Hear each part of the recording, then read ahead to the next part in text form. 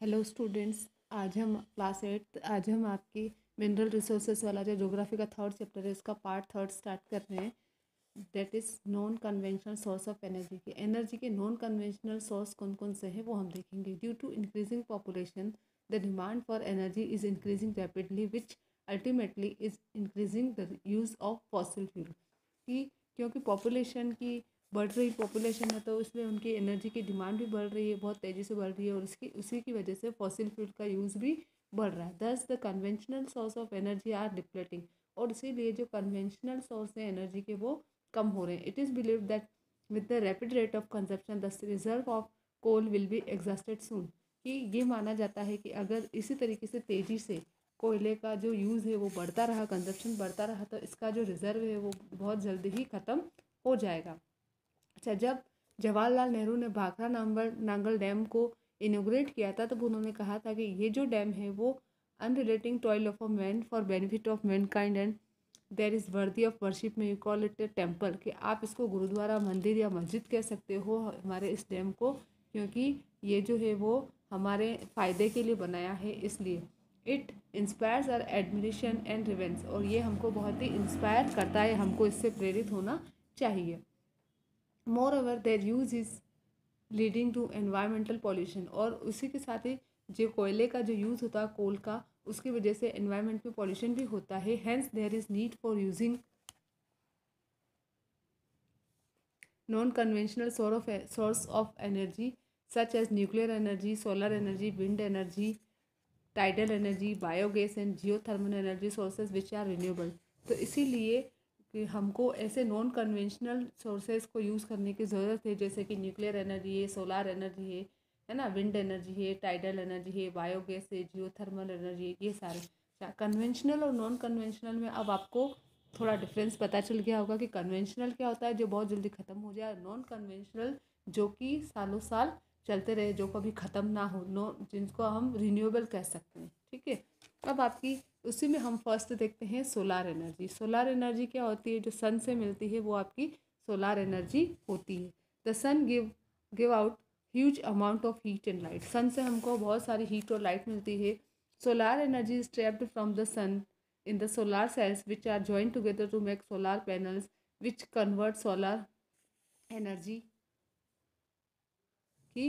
ये जो solar energy जो है वो सन के जो सोलर सेल्स होते हैं, सोलर सेल्स में इनको ट्रैप किया जाता है, जो कि एक दूसरे से जुड़ते हैं और एक तरीके से सोलर पैनल बनाते हैं, जो कि सोलार एनर्जी को इलेक्ट्रिसिटी में कन्वर्ट कर देता है, जो कि हीटिंग के लिए, लाइटिंग के लिए, इन पर्पसेस के लिए यूज़ आता है। इस टाइप से आप देख रहे हो, ये सोलार पैनल होते हैं, यहाँ पर सनलाइट ये ट्रैप करते हैं अपने अंदर। ये सोलार सेल्स होती है, क्या होती है ये? इसके अंदर सोलार सेल्स होती है जो सनलाइट को अपने अंदर ट्रैप करती है, सोलर एनर्जी को, और फिर ये जो सोलार सेल है ये क्या बना देती है? एक पैनल बना देती है। ठीक है, इस टाइप से, और फिर ये सोलार एनर्जी को इलेक्ट्रिसिटी में कन्वर्ट कर देती है। This technology of utilizing solar energy benefit mainly the tropical countries which are blessed with abundant sunshine।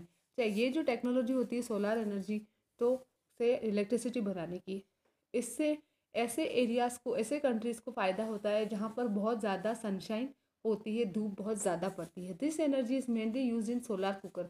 ये जो एनर्जी होती है solar energy mainly solar cooker में यूज़ करते हैं, सोलर हीटर्स में यूज़ करते हैं, सोलर गीज़र में यूज़ करते हैं, lighting up of street light को जलाने में यूज़ करते हैं, for community lighting and traffic signal, जो ट्रैफिक सिग्नल होते हैं उनमें भी इसी सोलर एनर्जी का यूज़ किया जाता है। अब आपका आता है advantages of solar energy are that it is pollution free once installed, electricity will be free and it is inexhaustible source of energy. अच्छा, इस सोलार एनर्जी के जो फ़ायदे होते हैं उसमें वो क्या क्या फ़ायदे हैं कि एक तो ये पॉल्यूशन फ्री, इससे कोई भी पॉल्यूशन नहीं होता। इसको एक बार ही इंस्टॉल करना पड़ता है, बार बार इसको लगाने की ज़रूरत नहीं पड़ती है। इसकी जो इलेक्ट्रिसिटी होती है वो फ्री ऑफ कॉस्ट होती है। क्या होती है? फ्री ऑफ कॉस्ट होती है, इसका कोई पैसा नहीं लगता है इस एनर्जी का। और ये एक ऐसी एनर्जी है, एनर्जी का सोर्स है जो कभी ख़त्म नहीं होगा, क्योंकि सन कभी जाएगा क्या? नहीं जाएगा। सन से हमको सनलाइट हमेशा मिलती रहेगी और इसीलिए इसका फ़ायदा हम उठा सकते हैं। The disadvantages of solar energy is that the solar panels need quite a lot of space to be fix. It is affected by clouds, fog etcetera and can be generated only where there is direct sunshine. Moreover, the quantum of energy produced is low. अच्छा, इस solar energy के जैसे फ़ायदे हैं वैसे नुकसान भी है। नुकसान क्या है कि सबसे पहले तो ये जो ऊपर आपको सोलर पैनल्स दिख रहे हैं, है ना, इनके लिए बहुत सारे जगह की ज़रूरत पड़ती है इनको लगाने के लिए, ठीक है। उसके बाद अगर बादल आ जाते हैं तब इनको अफेक्ट पड़ता है, फॉग यानी कोहरा और धुआं आ जाता है तब इनको अफेक्ट पड़ता है ना। और ये जो है जहाँ पर आपको सीधी सनलाइट मिल रही होगी, है ना, वहीं पर ही आप इनको जनरेट कर पाओगे। और जो एनर्जी जो प्रोड्यूस होती है वो बहुत ही कम लो प्रोड्यूस होती है, ठीक है। सेकंड है आपका wind energy.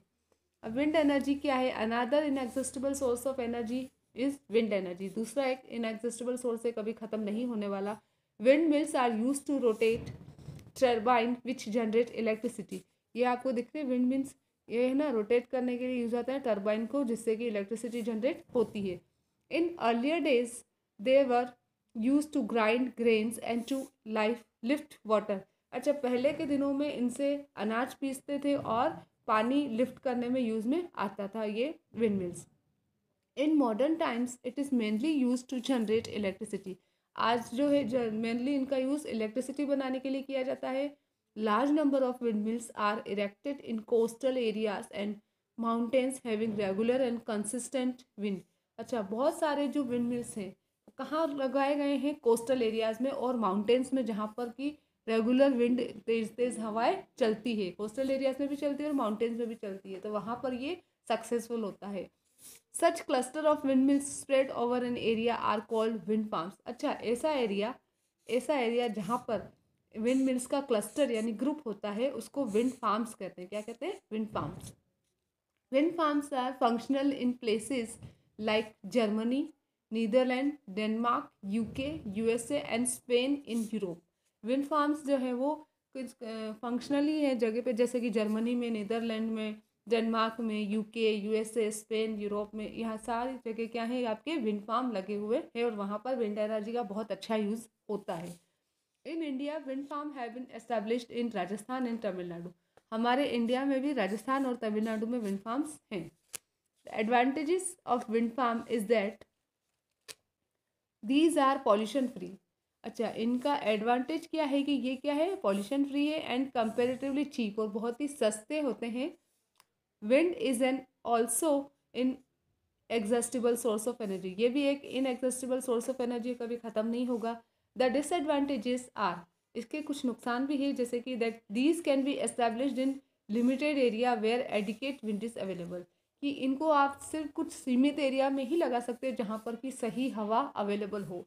Vast area is required to set up wind farm. Wind farm को लगाने के लिए बहुत बड़ा एरिया चाहिए होता है। And each wind mill produces low quantity of power, और हर एक विंड मिल जो है वो बहुत ही कम मात्रा में पावर जनरेट करता है। And the power supply fluctuates with wind speed, और जो पावर सप्लाई होती है वो विंड स्पीड, हवा की स्पीड के साथ फ्लक्चुएट्स होती है, यानी कम ज़्यादा होती है ना। जो ह्यूज ऑपरेशनल ऑन शोर विंड फार्म्स जो है वो यूएसए में है और चाइना में है।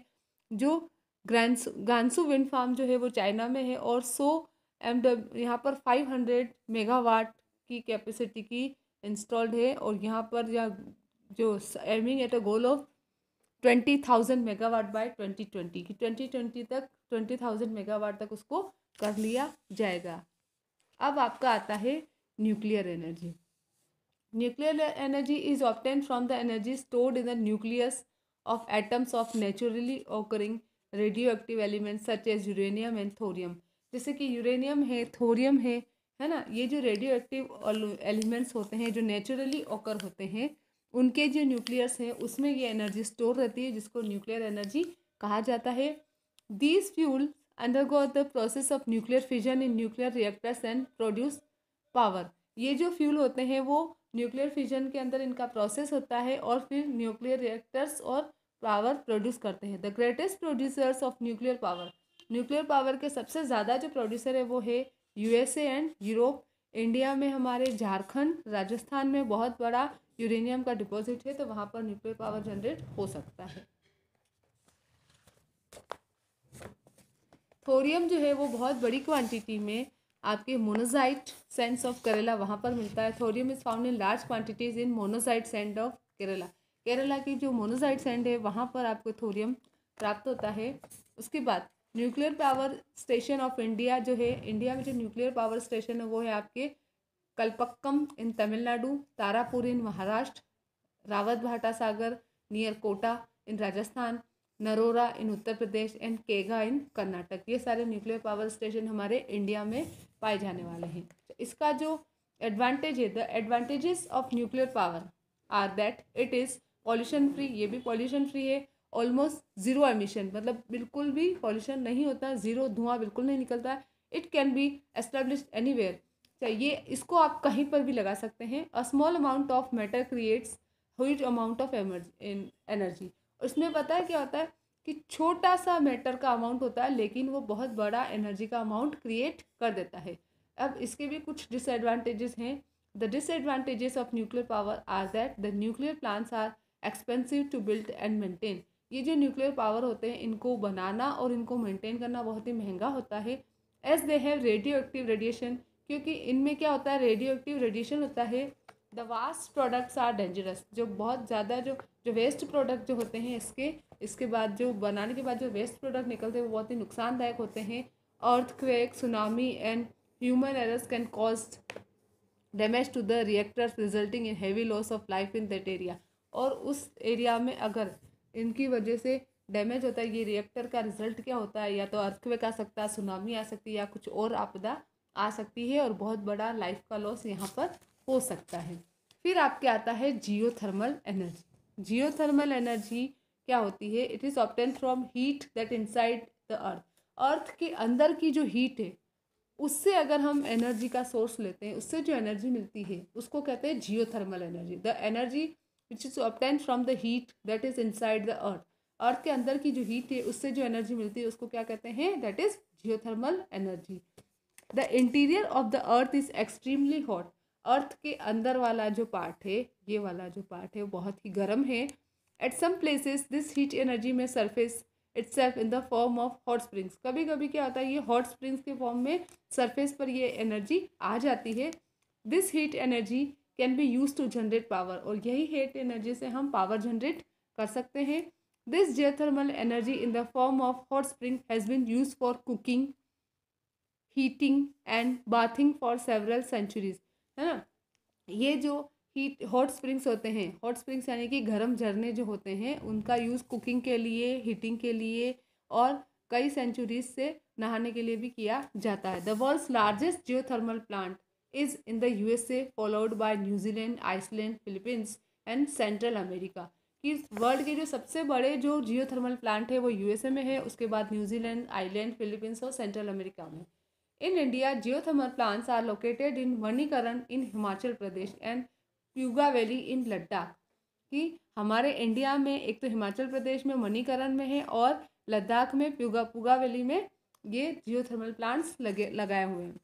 The advantages of geothermal energy are that it has low running cost and reduces pressure on fossil fuel, it reduce global warming and pollution. इसके जो फ़ायदे हैं वो ये है कि एक तो इसकी कॉस्ट बहुत ही कम पड़ती है, ये जो फॉसिल फ्यूल पे जो प्रेशर होता है उसको कम कर देता है ना, और इसकी वजह से ग्लोबल वार्मिंग भी कम हो जाती है और पॉल्यूशन भी कम होता है। अब इसी के disadvantage, the disadvantages of geothermal energy are that it is not a very wide spread source of energy. ये एक बहुत बड़ा फैला हुआ एनर्जी का सोर्स नहीं है। It can run out of steam over a period of time, ये टाइम के अकॉर्डिंग ही बाहर आता है, चलता है। इसको हम ये नहीं कह सकते कि हम कहीं पर जहाँ पर अवेलेबल होगा वहीं पर ही हम इसको लोकेट कर सकते हैं, अदरवाइज हम इसको सभी जगह नहीं इसका यूज़ कर सकते हैं। देन आपका आता है टाइडल एनर्जी। अब टाइडल एनर्जी क्या होता है कि जो टाइड्स होते हैं ना, टाइड्स हमारे जो समुद्र में आते हैं टाइड्स, उन टाइड्स से जो एनर्जी जनरेट होती है उसको कहते हैं tidal energy. Energy that is generated from tides is known as tidal energy. कि जो टाइड से जनरेट होती है एनर्जी वो क्या होती है? Tidal energy. This energy that can be harnessed by building dams at narrow opening of the C.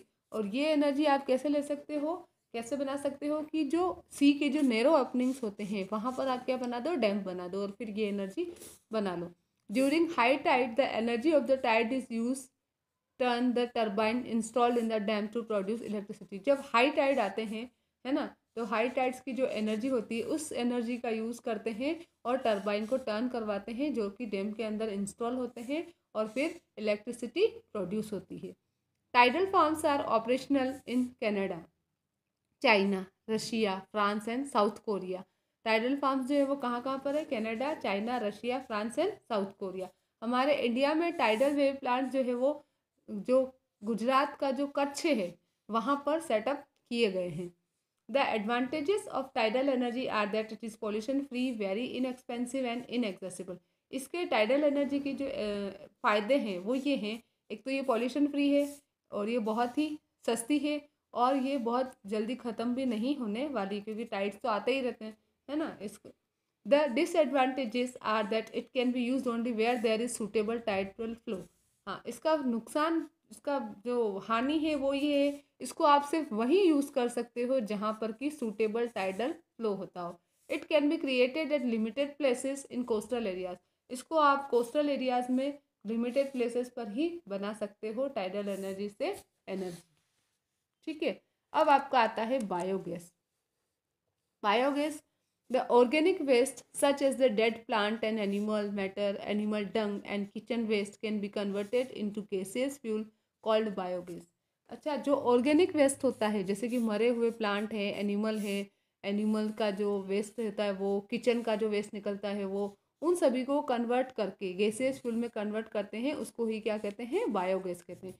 It can be set up at individual as well as community level. इसको आप चाहो तो स्वतंत्र रूप से, निजी रूप से भी सेटअप कर सकते हो, चाहो तो ग्रुप में भी सेटअप कर सकते हो।